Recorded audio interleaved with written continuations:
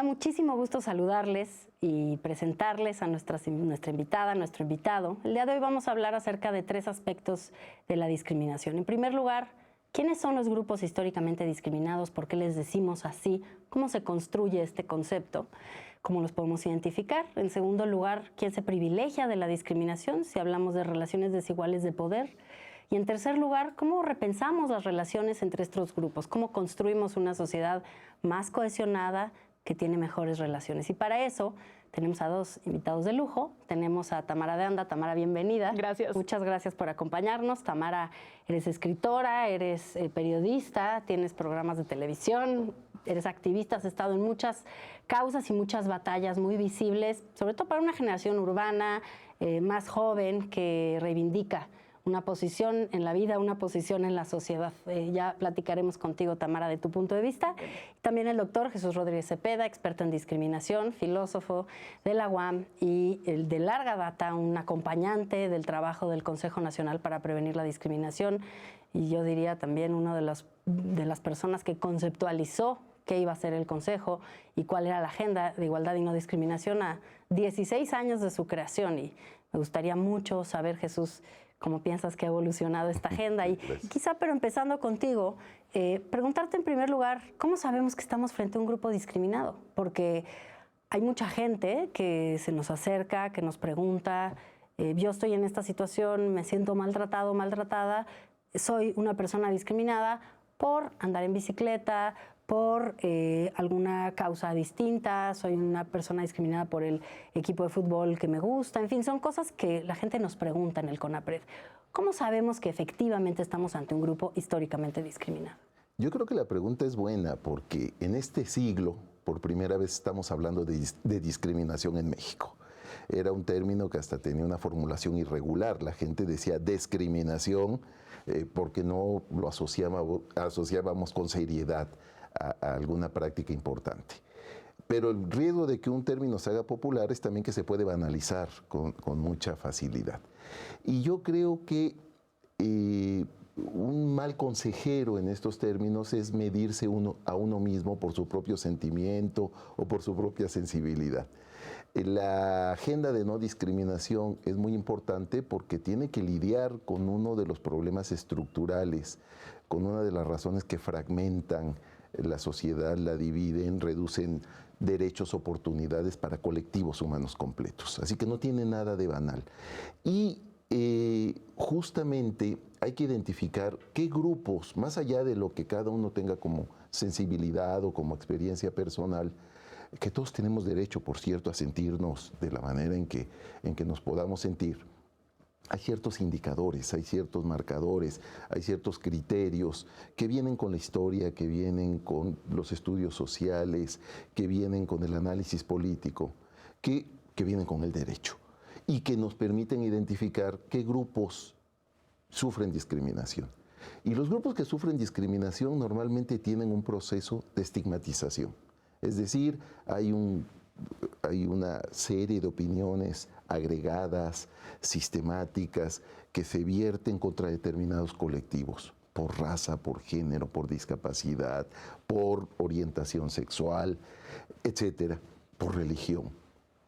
Y estos sistemas de opiniones, estos conjuntos de apreciaciones, que además los recibimos culturalmente, que se reproducen por la familia, por la escuela, por la religión, etcétera, etcétera, van generando una imagen devaluada de esos grupos y de quienes pertenecen a ellos, desde luego.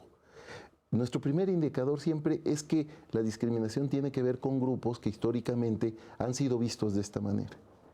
Y en segundo lugar, el que se les vea de esta manera conduce a actos, conduce a prácticas específicas que implican la reducción de sus derechos y de sus oportunidades. De tal manera que la discriminación la podemos vivir de distintas maneras, pero solo tiene sentido en cuanto a violación de derechos, en cuanto a injusticia, en cuanto a igualdad, en cuanto a forma fuerte de desigualdad, cuando podemos identificar con precisión qué grupos han sido históricamente estigmatizados y de qué manera esta estigmatización se vierte, se vuelca en violaciones de derechos, porque ese es precisamente el daño fundamental que produce la discriminación. Hay una anulación de derechos. Desde luego que en un sentido llano, en un sentido del uso de la palabra sin mayor complicación, uno puede decir, pues me siento discriminado porque no me atendieron primero en este servicio, o porque hay una situación social en que me siento incómodo, o como se pone el ejemplo, a mí no me invitaron a esta fiesta, entonces sufrí discriminación, pero en realidad cuando hablamos para una sociedad democrática de la agenda de no discriminación, hay que entender que es un proceso muy grave, es un proceso de origen cultural que limita, que viola derechos y oportunidades fundamentales de las personas. Y yo creo que eso sí nos demarca ciertos grupos. Tenemos un claro ejemplo en la lista que la Declaración Universal de los Derechos Humanos ofrece en el artículo 2 de la Declaración. Allí ya hay grupos, ¿no? Por religión, por sexo, por origen nacional, por ideas políticas, porque tiene que ver con los grupos pues, que sufrieron persecución y a veces hasta exterminio en el horizonte de la Segunda Guerra Mundial, que es de donde emerge la Declaración Universal. Puede llamarnos la atención que ahí no están personas con discapacidad, por ejemplo. Entrarán después, porque justamente la posibilidad que sí tenemos es de registrar a grupos que históricamente no estaban considerados por el derecho o por el análisis social y no eran vistos como discriminados. Lo que no tiene mucho sentido es ampliar la denominación de grupo discriminado para prácticamente cualquier colectivo que se sienta no atendido, no reconocido, incómodo con una determinada situación, porque podemos banalizar y entonces perdemos de vista la agenda de fondo que hay en esto, que es combatir la discriminación para que quienes integramos la sociedad podamos gozar de derechos de manera equitativa. Claro, y usaste una palabra que me parece fundamental en esto, que es la palabra estigma, estigmatización. ¿Qué quiere decir estigmatizar?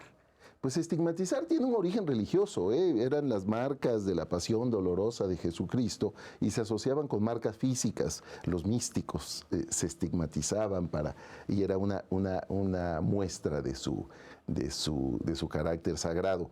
Pero se ha utilizado la palabra para el proceso social con el cual identificamos negativamente a cierto colectivo. Le adjudicamos ciertos rasgos, lo identificamos y lo situamos como un grupo peligroso, disminuido, inferior, manchado, incompleto. Al grupo, los que sufren estigmatización son los grupos, y se van agregando un montón de prejuicios, un montón de opiniones que adquieren consistencia. Y eso es lo que aprendemos en los procesos de socialización. Aprendemos que determinados grupos étnicos son flojos, son improductivos, no corresponden a un ideal de humanidad bella, etcétera. Y eso va conduciendo a prácticas. La estigmatización no es inmediatamente discriminación, pero es la fuente motriz. Claro. Si un Estado no es capaz de combatir la estigmatización de los grupos, no es capaz de combatir la cultura que está detrás de la discriminación, esta aparece sin duda. Claro. Entonces la batalla, hay que luchar contra los actos de discriminación, pero también contra los motores culturales que están detrás de la discriminación. Claro. Y estos motores culturales, ¿cuáles son, Tamara? Una persona como tú, una mujer joven que vive en la Ciudad de México, ¿cuáles son los estigmas, los prejuicios, los estereotipos a los que tú misma te has enfrentado en la vida? ¿Qué es lo que la gente piensa de ti aún antes de que tú abras la boca, que te hace indignarte, enojarte y decir, no piensen eso de mí? Pues primero hay que aclarar que tengo muchísimos privilegios y que a veces asumen muchas cosas muy positivas de mí, porque, ay, mira, es blanca, no tiene discapacidades, tiene un cuerpo más o menos normado. Entonces, las puertas se abren muy fácilmente para mí y es muy difícil darte cuenta de eso. Por otro lado, en tanto mujer, también con muchos privilegios, porque soy heterosexual y soy cisgénero, ahí sí que hay un gran prejuicio y una gran discriminación y una gran violencia constante en muchísimos espacios y que he sufrido desde que era niña. Lo difícil es darte cuenta. ¿Solo por ser mujer? Sí. Ok. ¿Y como qué prejuicios o qué estereotipos vives no puedes Todos los días. no puedes hacer esto desde niña, ¿no? No puedes hacer esto no es para niñas, no puedes jugar con estas cosas, toma estas que además tienen que ver con división sexual del trabajo y con las cosas a las que sí te vas a poder dedicar. La plancha, la escoba. Exacto. No hables fuerte. La calladita te ves más bonita. No comas eso porque lo más importante es que seas delgada. Te van cerrando el espacio desde que eres niña y después te atreves a salir a la calle y ya estás transgrediendo, ¿no? Porque ese espacio no te corresponde a ti.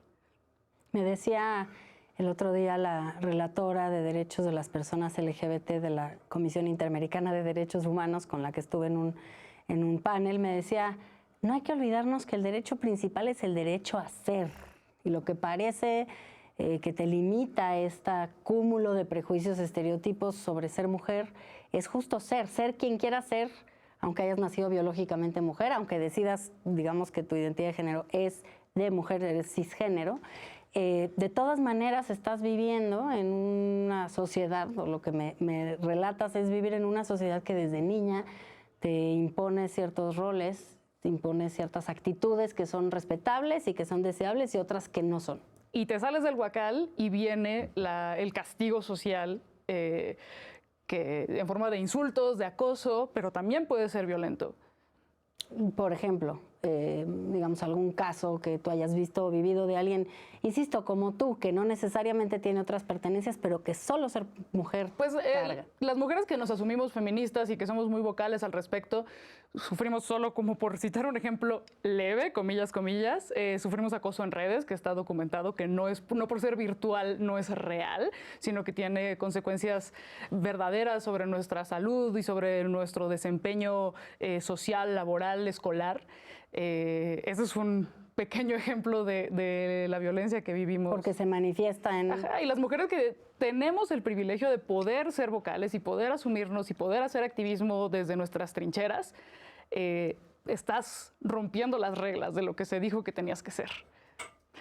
Y entonces lo que parece es que, por un lado, hemos visto en la encuesta nacional sobre discriminación cómo pertenecer a varios grupos discriminados efectivamente te pone en un lugar de mucho mayor desventaja. Una mujer indígena, trabajadora del hogar, está expuesta a una mayor incidencia de discriminación, pero el solo hecho de ser mujer, aún con muchos otros privilegios, te pone en una situación de desventaja. Es como que la división sexual de la sociedad es muy constitutiva del orden social, ¿no? Claro, y por supuesto que todas tenemos historias individuales que contar, pero tenemos las cifras no solamente de violencia, de feminicidios, de violaciones, de acoso laboral, sino la brecha salarial en México, que me parece que es del 34%, la cifra más actualizada, quizá por ahí ya se actualizó, para peor, espero que no, y muchísimas otras. Pues déjenme irnos a una pausa y volvemos para preguntarnos si hay discriminación contra ciertos grupos y son relaciones desiguales de poder. ¿Quién está del otro lado de esa trinchera? Muchas gracias por estar aquí y volvemos.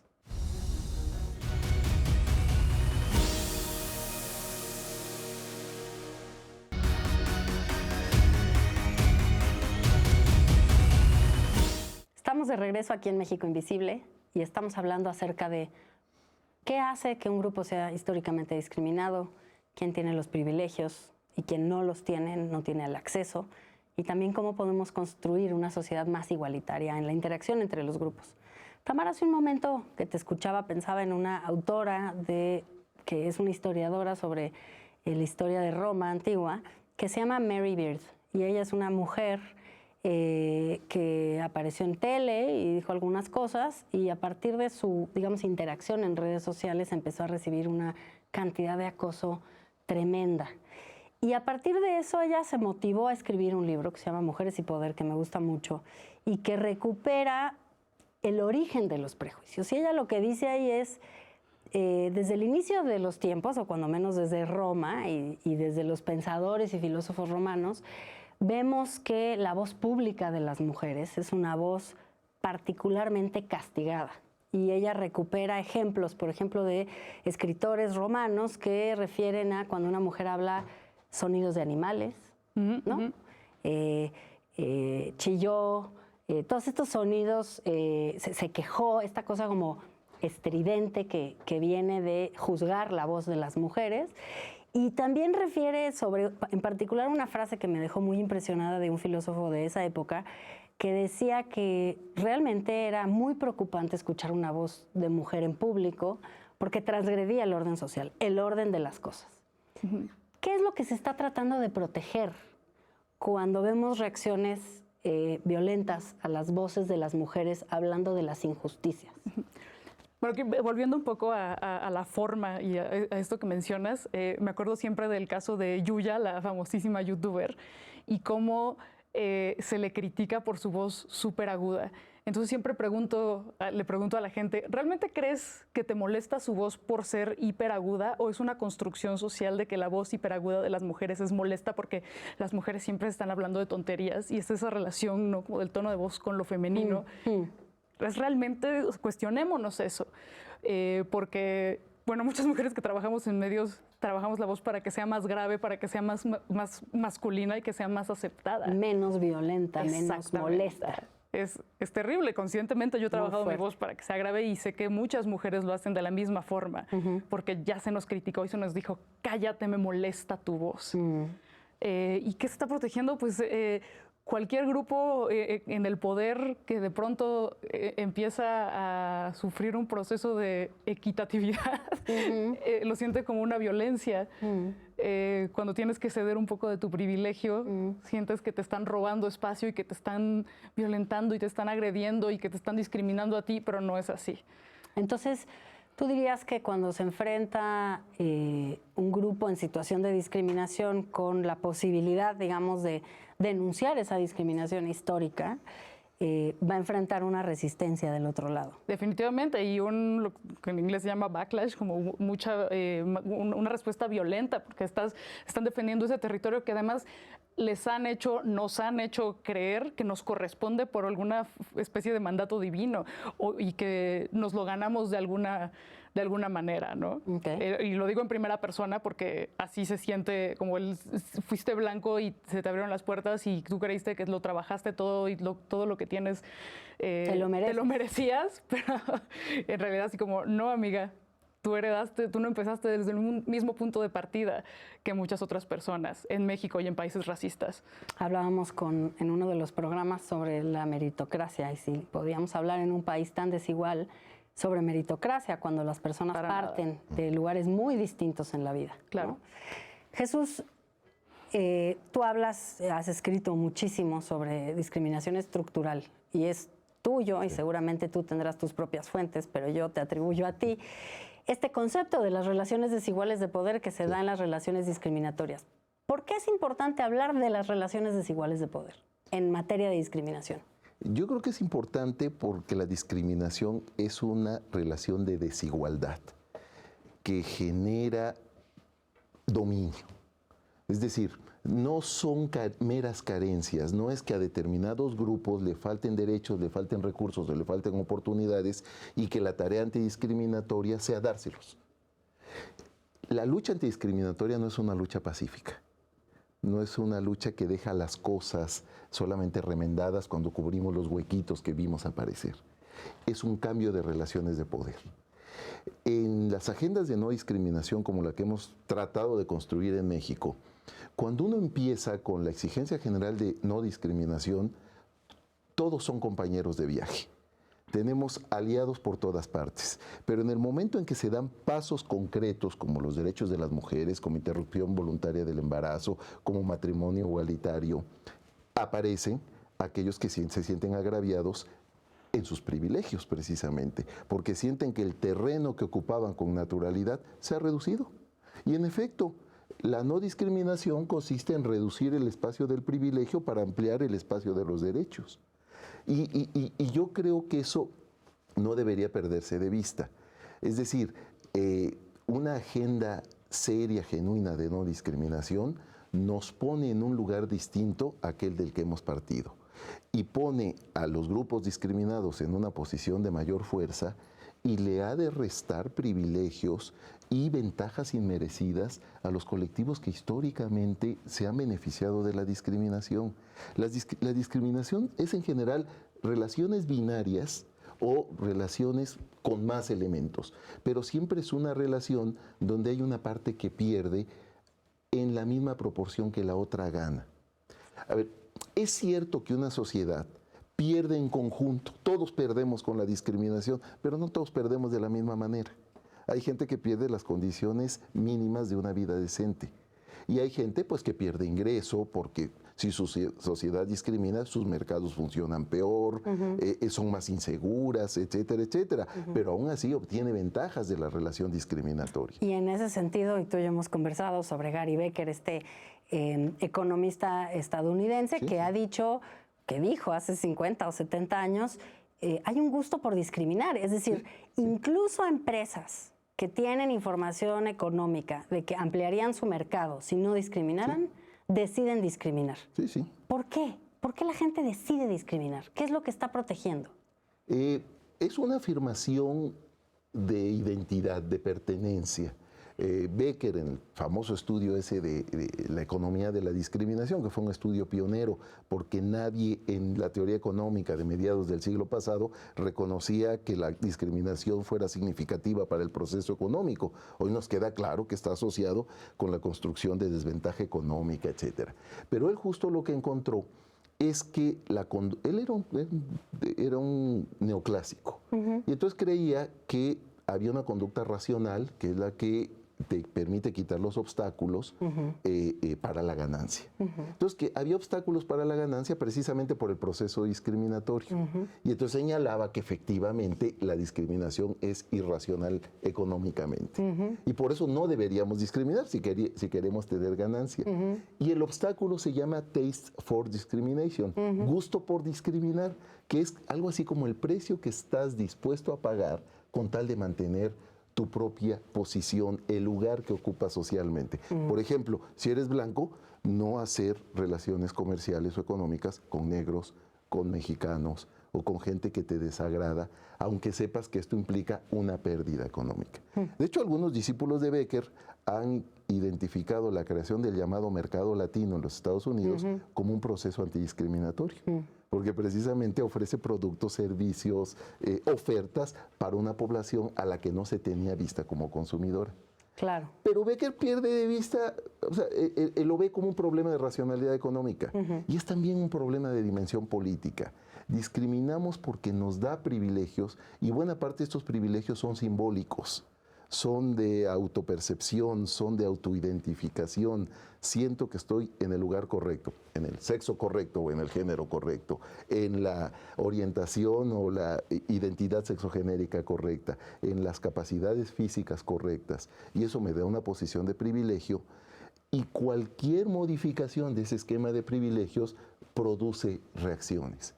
En México lo hemos tenido, El famoso avance antidiscriminatorio de las cuotas de género fue inmediatamente combatido, el backlash que decía Tamara ahora, inmediatamente combatido con la experiencia de las Juanitas.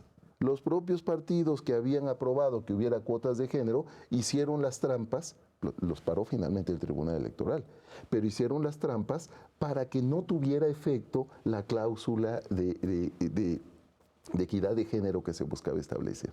Entonces es muy frecuente que incluso grupos que de buena fe se suman a un ideal antidiscriminatorio, de repente se den cuenta que no les conviene y vengan de regreso. Por eso es tan difícil afirmar los avances antidiscriminatorios. Lo que se gana ahora es frágil, está en peligro y tiene que esperar la respuesta de los grupos que han sentido que se les quitó espacio. Claro, y lo decía Tamara, ¿no? Se reacciona a través de la sobreestigmatización, se reacciona con violencia, se reacciona con tomar medidas que contradigan los avances. Y yo quisiera agregar algo a lo que decías tú de la pérdida, qué es lo que pierden. También vemos que los grupos con ventajas, pierden control sobre la narrativa pública, ¿no? Y ahí hay una pregunta que yo quisiera hacer antes de irnos a una pausa, pero es una pregunta para tratar en el tercer bloque y es, esta pregunta de qué es ser mexicano en el siglo XXI. Nos hemos definido como mestizos, masculinos, de ciertas clases, definimos la seguridad social a través de la relación laboral formal de trabajo, o sea que la gente que no tiene trabajos formales no tiene ciertos accesos, en fin, nos definimos de cierta manera, construimos una cultura en torno a un ideal, digamos, de lo que es ser mexicano, ser mexicana, si acaso, y hay enorme diversidad. Hay fenómenos migratorios de salida y de entrada, repatriación, una nueva voz pública de las mujeres a través de la paridad de género electoral y a través de los medios de comunicación y la apertura de espacios.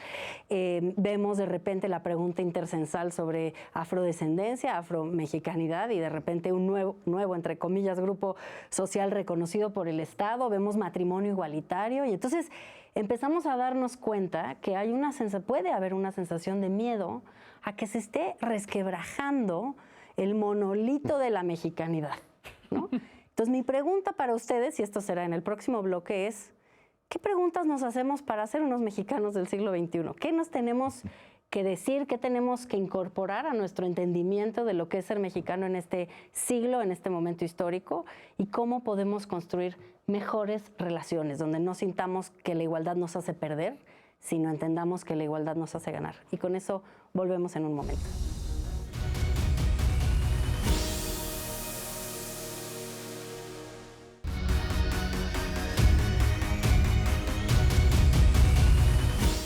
Estamos de regreso aquí en México Invisible, conversando con Tamara de Anda, con Jesús Rodríguez Cepeda, sobre cómo se construyen, cómo entendemos que un grupo es históricamente discriminado, quién gana y quién pierde con los fenómenos de discriminación estructural. Y finalmente, cómo hacemos para construir una nueva sociedad, una sociedad distinta, sobre términos más igualitarios, con relaciones diferentes que partan desde otro lugar. Y para eso me gustaría, Jesús, escucharte. ¿Qué piensas? ¿Qué puede cambiar en el corto plazo? ¿Y qué podemos hacer cada quien desde su trinchera, desde su casa, desde su escuela, desde su centro de trabajo? ¿Cómo nos activamos para construir una sociedad más igualitaria y por qué nos conviene a todos? Yo creo que ya ha cambiado, ¿eh? Yo creo que en 2 décadas de construcción de proyecto antidiscriminatorio en el terreno de la Constitución, que tenemos cláusula de no discriminación y ya se mejoró además. Tenemos legislación federal, tenemos legislaciones en los estados, tenemos organismos garantes. Es decir, tenemos bastante y eso es mucho mejor que no tener nada, que era la situación que estábamos cuando ya estábamos muchos vivos y teníamos otra experiencia. Ahora, es muy poquito respecto del desafío de un país profundamente discriminatorio. Entonces es difícil tener una visión optimista. ¿Por qué? Pues porque no es una ruta clara que sea meramente acumulativa. Lo que vamos teniendo es que cada avance en materia de no discriminación pues tiene una respuesta de los grupos que se sienten afectados en sus privilegios, así sean simbólicos, ¿eh? No entendamos solo el privilegio como riqueza, sino también como reconocimiento, como posición en la sociedad, como ideal de belleza, como ideal de liderazgo, ideal de aquel que es merecedor de las oportunidades laborales, etcétera, etcétera. Pero yo creo que mucho se puede hacer, mucho tiene que hacer el Estado. El Estado tiene obligaciones constitucionales de hacer política pública en clave antidiscriminatoria, diseñar sus programas de tal manera que en efecto, además de reducir, por ejemplo, pobreza, sean antidiscriminatorios, tengan perspectiva de género, incluyan personas con discapacidad conforme a un discurso de derechos y no de beneficencia estatal, etcétera, etcétera. Y tenemos una batalla cultural que tenemos que estar dando ya. No se trata solo de campañas de información, sino se trata de ir a los espacios donde se forma la opinión pública. Y creo que esa batalla hay que darla y que es difícil y que va a encontrar muchos escollos, pero es la manera de poner en duda las certezas pues, con las que hemos vivido mucho tiempo. Las certezas heteropatriarcales, las certezas sobre sexualidad, las certezas sobre religiosidad, sobre capacidades, etcétera, que necesitan ser conmovidas, necesitan ser puestas en duda. Y eso requiere un trabajo pues muy comprometido, que además mucha gente está haciendo. Yo quisiera plantear una anécdota. Cuando Gilberto Rincón Gallardo, que fue promotor de esta agenda en muchos sentidos, resaltaba el carácter cultural de la discriminación, decía, bueno, no hay que pensar que esto lo vamos a resolver en una generación, o en 2, o en 3, o en 4. Y entonces decía, espérate, porque si llegas a la quinta, pues todo el mundo va a decir, esto no tiene sentido. Claro, claro. Y en efecto, en ese momento había que insistir en que esto no era una tarea fácil, pero hay que decir que la tarea se está haciendo. Claro. Y que hay pasos que se han dado y han sido importantes. Hay derechos de las mujeres, hay representación política de las mujeres. Tenemos un lenguaje público antidiscriminatorio que hace avergonzarse a los que discriminan públicamente. O sea, de todas maneras, les cuesta trabajo asentar su autoridad discursiva. Creo que hemos ganado terrenos. No son suficientes, distan mucho de ser razonablemente satisfactorios, pero yo creo que eso nos puede estimular para ámbitos donde no solemos ver la lucha antidiscriminatoria. La vida familiar, la manera en que tenemos que recomponer nuestras relaciones de género, nuestra visión de la sexualidad dentro de la familia, las relaciones en este país cada vez más plural religiosamente, pues las tenemos que enfrentar con una mirada abierta, incluyente, desprejuiciada. Cuesta mucho trabajo moverse en las nuevas coordenadas, pero son desafíos que a la larga nos generan una mejor experiencia vital. Sin Porque duda. algo que se olvida es que una sociedad que no discrimina es vitalmente muchísimo mejor que las sociedades que discriminan. Más Las feliz. sociedades que discriminan son espantosas, son grises, nos apagan, nos destruyen la existencia. Esas sí nos hacen profundamente infelices. Claro. Y yo creo que por eso vale la pena mantener una agenda seria de no discriminación.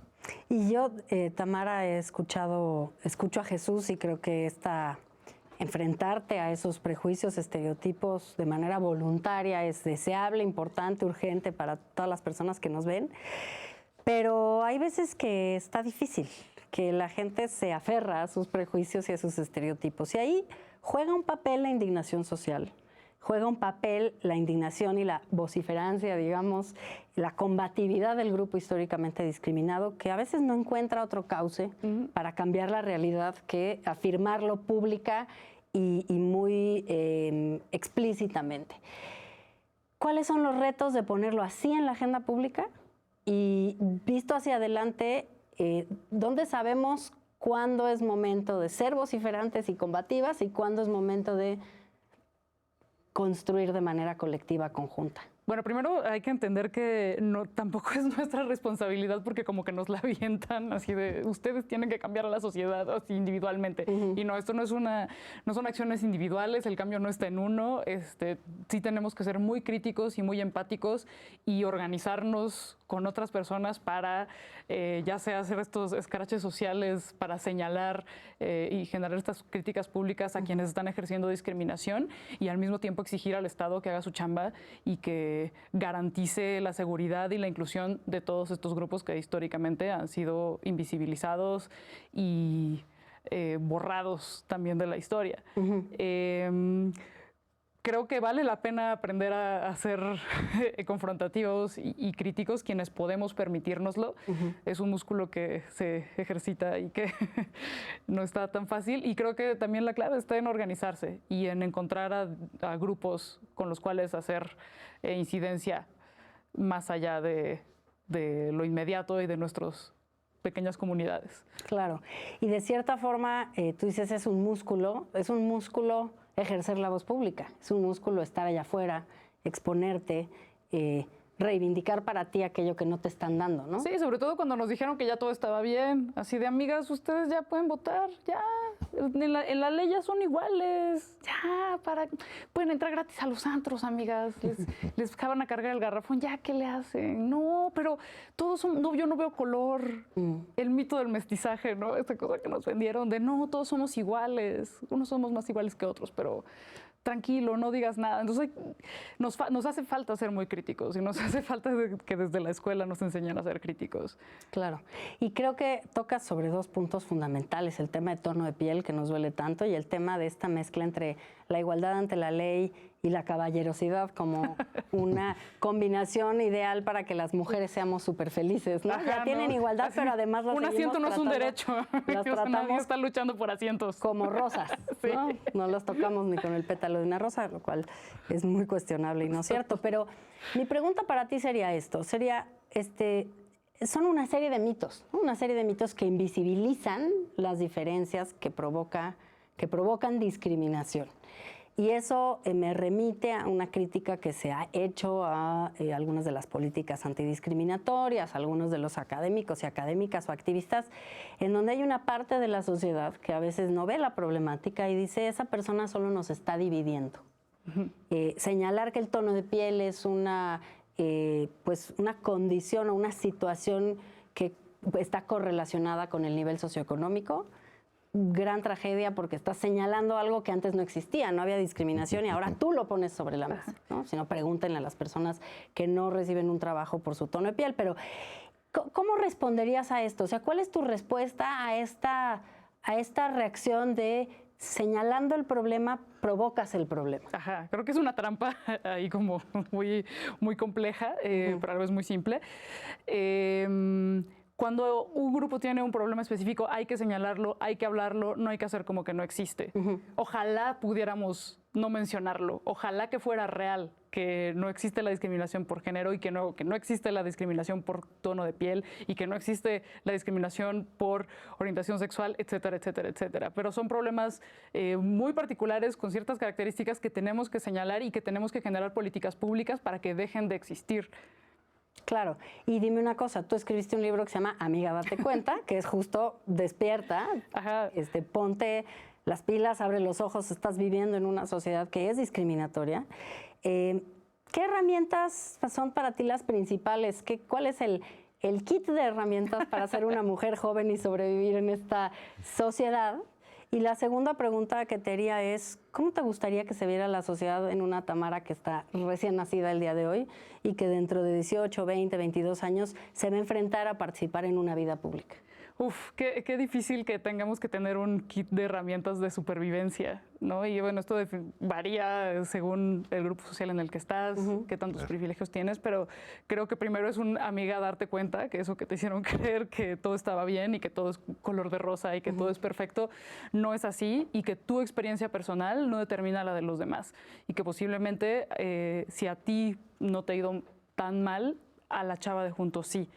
Y en vez de criticarla por no empoderarse lo suficiente y por no echarle suficientes ganas para salir adelante, echarle una mano y juntas poder destruir ese sistema que es el que las está aplastando y violentando a las dos. O sea, la solidaridad y el entendimiento de la realidad social que viven otras y otros es como el primer paso. Exacto. Creo que crítica y empatía son dos claves.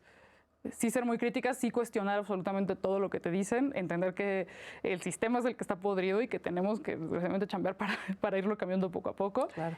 Y unirnos. Claro. Y en términos de una nueva Tamara, una Tamara recién nacida, ¿qué sociedad quisieras ver? ¿Y es factible ver un cambio en 20 años? Y darnos un poquito más, ¿no? Ya estás como Gilberto. Sí, el riesgo de que se desanimes al personaje. Exacto. Yo tengo el defecto de ser muy optimista, entonces bueno. sí veo que se están poniendo sobre la mesa, por lo menos se están discutiendo muchísimos temas que en mis tiempos para nada se discutían. Okay. Por poner un ejemplo nada más, es el acceso a una menstruación digna. Por ejemplo, como quienes tienen incidencia pues son principalmente hombres o mujeres que siempre han tenido acceso a una infraestructura para gestionar su menstruación de forma digna, pues dan por hecho que todas las mujeres se las arreglan a ver cómo y que podrán hacerlo. Y no es cierto. Y esto genera ausentismo escolar, laboral, menos acceso todavía a las instituciones y a los servicios y a los derechos que de por sí son difíciles de acceder. Y esto no se había hablado para nada. Apenas se está hablando en algunos congresos locales. Claro. Por ejemplo, por citar un mini ejemplo. Entonces, bueno, sí, optimismo, pero ¿cómo? Pues, ¿cómo me imagino ese mundo perfecto en el que no exista ninguna desventaja para personas con discapacidad de ningún tipo, para donde todas y todos podamos ejercer nuestra sexualidad como se nos dé la gana, que esa utopía del color de piel no existe, realmente ocurra, pero lo veo difícil. Pues En el corto plazo, pero también por eso mismo no hay que tirar la toalla ni decir, bueno, pues ya todo está arruinado, vamos a seguir como estamos. Pues no. Claro, porque además son espacios que si se dejan vacíos los ocupa otro grupo con otras reivindicaciones. Entonces es importante mantenerse y la verdad a veces con un costo personal alto, pero es cierto que muchas personas que son voz pública lo hacen a pesar del amedrentamiento, a pesar de la estigmatización, ¿no? Y en ese sentido, Jesús, yo te quisiera preguntar, hablábamos hace un rato acerca de cómo nos construimos socialmente, cómo nos definimos socialmente. Los prejuicios en México comparten, pero no son idénticos a los prejuicios en otros países que viven de una forma distinta. Tú hablabas de otras sociedades que son pues más felices, más igualitarias y menos estigmatizantes y divididas, ¿no?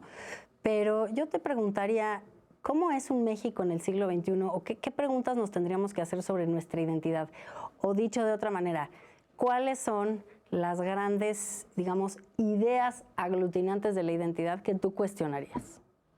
Bueno, yo al ideal de nacionalismo mexicano le quitaría el machismo, desde luego. Hay una larga tradición, me encanta la música vernácula, pero es un excelente transmisor cultural de conductas machistas, de asignación de un papel para las mujeres, de una homofobia espantosa, etc. Entonces, la construcción de un ideal de lo mexicano, esa es una vieja preocupación filosófica en este país desde hace mucho tiempo, la preocupación por lo mexicano, yo creo que tiene que ver con una sociedad de derechos.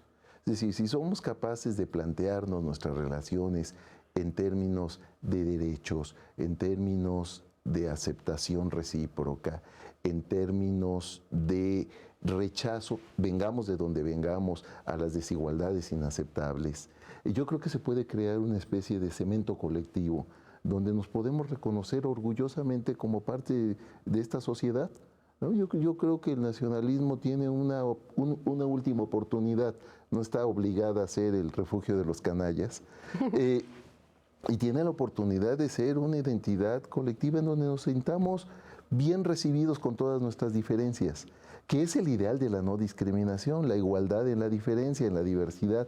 Y yo creo que se puede. Tenemos los recursos técnicos, tenemos el marco legal, hay que tomárselo en serio, ¿no? Y yo creo que eso genera una nueva identidad. Yo creo que los que tratamos de luchar por derechos o tratamos de avanzar proyectos progresistas es porque queremos un montón este país y porque nos queremos recíprocamente como mexicanas y mexicanos. Y yo creo que eso hay que también disputarlo, ese terreno donde se han dado estereotipos pues que son en sí mismos excluyentes.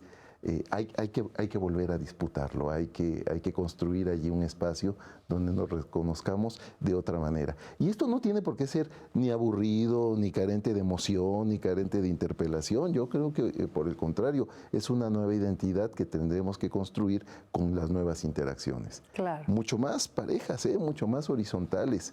Es todo un desafío para los que hemos crecido con una tradición heteronormada, tener relaciones horizontales con las mujeres de nuestro entorno. Pero cuando uno trata de avanzar en ese terreno, la experiencia es muchísimo mejor que todo lo que habíamos tenido como referente. O sea que sí vale la pena construir esa nueva identidad. Y eso me lleva a la pregunta que le quería yo hacer a Tamara. ¿El machismo solo lo sufren las mujeres? ¿O también lo sufren los hombres? Sobre todo lo sufrimos nosotras, porque eso también, no, el machismo también me afecta a mí porque no puedo llorar y porque no me enseñaron a gestionar mis emociones y por eso golpeo paredes. Así de, no, amigo, a ver, pero a ti no te están matando. O sea, sí, pero otros hombres son los que te están matando, ¿no? A ti no te están negando el acceso a la escuela, a trabajos, a ciertos puestos ya en el trabajo, no tienes doble jornada, no tienes una serie de problemas en tu vida, así que tranqui, amigo, no, es que esa pregunta sí como que invita mucho a que se victimicen quienes al final están ejerciendo esa discriminación y se están beneficiando de ella en esta estructura. O sea, ¿tú dirías que la discriminación inversa no existe? No. Ok. ¿Y cómo entonces explicamos o cómo planteamos este sentimiento, ¿no? Que Sí, tienen pues, muchas veces de indignación. Yo lo asocio mucho con lo que decías al principio, en donde hablabas sobre la pérdida del privilegio como una forma de reaccionar. Muchas veces la forma de reaccionar es justo decir, no se vale, yo que todo lo hice bien y yo que siempre... Sí, eso, como yo como individuo siempre apoyé a las mujeres, yo sí sé lavar platos, no, tranqui, espérate, amigo, ¿no? Claro, o mi mamá es mujer, ¿no? Ajá. Es un sí, yo crecí en un matriarcado, o sea, no, amigo, el sistema, o sea, tu casa no determina el sistema ni la estructura, es algo mucho más grande. Pero entonces, dirías que es lógico, digamos, connatural a esas relaciones desiguales de poder, que haya estas reacciones violentas o contrariadas, para no decir violento para todo, pero al menos contrariadas sobre las medidas de acción afirmativa, las cuotas, todas estas medidas que se utilizan para igualar las condiciones y que generan luego reacciones fuertes. ¿De dónde proviene eso? ¿Proviene de ese mismo lugar?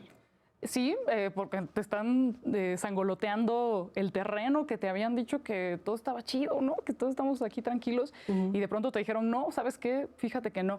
Y creo que existe un grave problema de comunicación de las acciones afirmativas. Lo vemos todos los días en Ciudad de México específicamente con las áreas exclusivas en el transporte público que son para mujeres, como una medida paliativa de la violencia y de la agresión, las agresiones sexuales que vivimos todos los días. Como no existe una comunicación correcta, se percibe como que tenemos el privilegio de viajar en vagones exclusivos, como si tuvieran aire acondicionado y nos dieran canapés, champañas y de no, están igual que los demás, ¿no?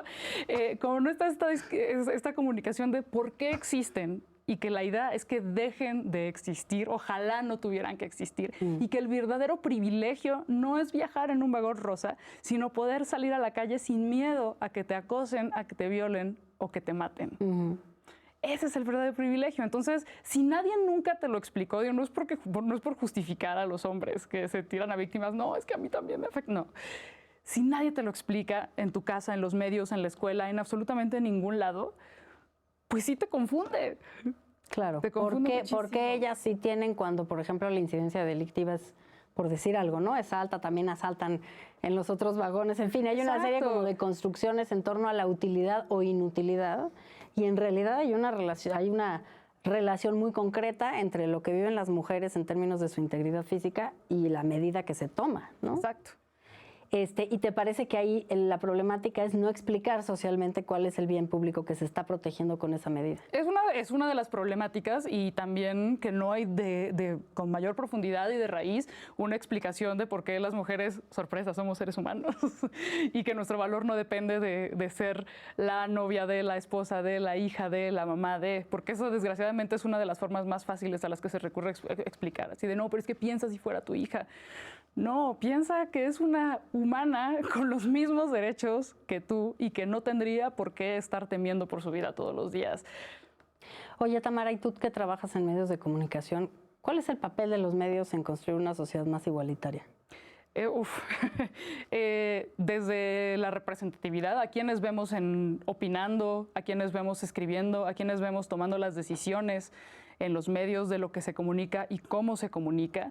Creo que absolutamente todos los medios tendrían que tener un departamento de perspectiva de género y de prevención de racismo, de clasismo y de otras opresiones estructurales, como un departamento de amigues, dense cuenta, nos cuenta a todos. Eso es fundamental. No solamente se trata de hacer temas que expliquen directamente todo esto, sino de que en la telenovela, en el noticiero, hasta en el infomercial, haya una perspectiva de género y haya una perspectiva de raza y de clase, y dejar de reproducir estereotipos. Y además, pues dejar de revictimizar a las víctimas, tanto mujeres como hombres, y otras muchísimas prácticas terribles del periodismo. Ok, pues sí hay una agenda importante porque son al fin y al cabo los espacios en donde se replican muchos de estos prejuicios, estereotipos, estigmas, y al mismo tiempo creo un creciente interés en estas temáticas y apertura a revisar los propios procesos de construcción de estas realidades. Yo siempre pienso en la BBC como un ejemplo casi de todo, ¿no? Pero uno de los ejemplos que me gustan mucho es que un día dijeron, somos el Reino Unido de la Gran Bretaña y siempre tenemos acentos de Londres representando el país entero. ¿Por qué no ponemos a un galés y a una escocesa? Y luego pensaron, las mujeres no pueden ser todas mujeres de menos de 35 años, con cierta forma física. Necesitamos incorporar arrugas, pelo blanco, flacura, gordura, en fin, más variedad física y de imagen, cuerpos con discapacidad, para lograr hacer que la sociedad también se vea reflejada, ¿no? Y yo ahí lo que te preguntaría, Jesús, es ¿cómo pasamos del discurso de, bueno, es que la aspiración es tal y por eso la representamos así, a tener una aspiración de vernos identificados con lo que estamos viendo? No solo en la pantalla, yo creo que en los libros de texto, en muchos espacios sociales, la justificación que se nos da a muchas de estas representaciones que son estereotipadas, estigmatizantes, que repiten estos prejuicios históricos, es eso, ¿no? Es que esto es lo que la gente quiere ver. Claro. ¿Cómo salimos de ese discurso y entramos al discurso de que la gente se quiere ver a sí misma? Quiere verse representada en la posibilidad de que una mujer juegue fútbol o que una persona con discapacidad gane una medalla olímpica, etcétera. Yo creo que la idea de que hay una aspiración que es objetiva, que está allí, que la gente solamente la reconoce, es una completa falacia. Esas representaciones son construidas y proyectan el ideal de personas o el ideal de grupo de quienes tienen las posiciones privilegiadas. En México, el ideal de la persona blanca con ciertas características de origen europeo, etcétera, es un ideal de la sociedad, pero vendida por una minoría. Precisamente porque le conviene, porque representa la forma en que se exhibe a sí misma y se presenta como modelo de humanidad. Y esto hay que decirlo con sinceridad, los medios son profundamente racistas. Cuando identificaban a una persona morena en alguna telenovela o los productos de mayor consumo televisivo, entra siempre en una posición subordinada, como trabajadora del hogar, como villano, siempre hay una posición de menor relevancia. Y eso es lo que hay que discutir y combatir, por lo pronto exhibiéndolo, por lo pronto diciendo que es una barbaridad que los fenotipos que nosotros vemos como constructores de opinión, como transmisores de información, como autoridades deportivas o de otra índole en los medios de comunicación, tienen características étnicas, fenotípicas que corresponden a una pequeña minoría de esta sociedad. Y es en efecto, falta diversidad. Otras sociedades se han estado planteando. En los 90s, precisamente en Inglaterra, Trevor McDonald, que fue el primer conductor de un noticiero de prime time, ¿no? de horario principal, era una persona de origen africano. Y fue una innovación, influyó notablemente para modificar los medios de comunicación. Hay que atreverse a eso, no solo con el rollo del lenguaje cálido y de mensajes de apapacho para todos, sino verdaderamente transformando esos espacios. Cambiando. ¿Qué será quitar a algunos güeros? Pues ni modo. Vamos para afuera. Es necesario distribuir mejor también la aparición de los grupos en los espacios visibles y en los medios de comunicación. Pues con esto terminamos esta conversación. Les agradezco muchísimo que me hayan acompañado. A usted muchísimas gracias por vernos, muchísimas gracias por escucharnos y gracias por pensar con nosotros en cómo construir una sociedad más igualitaria. ¿Qué significa? Que sí somos un país de 120 millones de habitantes y no un país pequeñito, con poquitas personas con muchos privilegios. Un país muy grande, muy diverso, que sí tiene la riqueza en cultura, en oportunidades para todas y para todos, pero tenemos que decidir hacerlo y tenemos que implementar política pública, legislación, medidas que remedien la situación actual, porque si no, los avances no se van a lograr. Muchísimas gracias por acompañarnos el día de hoy y nos vemos a la próxima aquí en México Invisible.